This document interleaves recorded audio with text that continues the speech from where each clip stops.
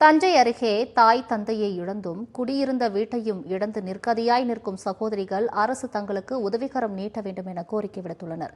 பேராவூரணி அருகே உள்ள காளகம் ஊராட்சிக்கு உட்பட்ட ஒடுக்கன்கொள்ளை பகுதியைச் சேர்ந்தவர் செல்வராஜ். இவரது மனைவி மேனகா. இவர்களுக்கு ஜெயஸ்ரீ, ஸ்ரீநிவிகா என்ற 2 பெண் குழந்தைகள் உள்ளனர்.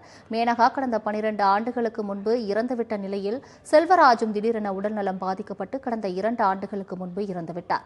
இந்த நிலையில் 12ஆம் வகுப்பு படித்து தேர்ச்சி பெற்ற ஜெயஸ்ரீ வறுமையின் காரணமாக மேற்படிப்பை தொடராமல் நிறுத்திவிட்டார்.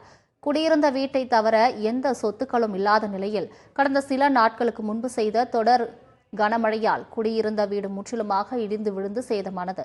இதனால் ஜெயஸ்ரீயும் ஸ்ரீநிவாகாவும் செய்வதறியாமல் நிற்கதியாகியுள்ளனர். தற்பொழுது இருவரும் பேராவூரணி அருகே ஆதனூர் கிராமத்தில் உள்ள பாட்டி வீட்டில் தங்கியுள்ளனர்.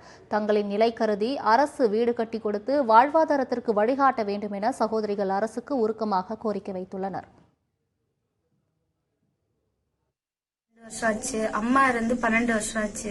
யாருமே எங்களுக்கு கிடையாது. வீடும் இடிஞ்சு விழுந்துருச்சு.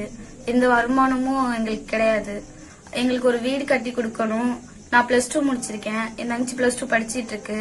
எனக்கு ஏதாச்சும் ஒரு கவர்மெண்ட் ஏதாச்சும் ஒரு ஒர்க் வாங்கி கொடுக்கணும், வீடு கட்டி கொடுக்கணும். ஏதாச்சும் அரசு பார்த்து ஏதாச்சும் நடவடிக்கை எடுத்தா கொஞ்சம்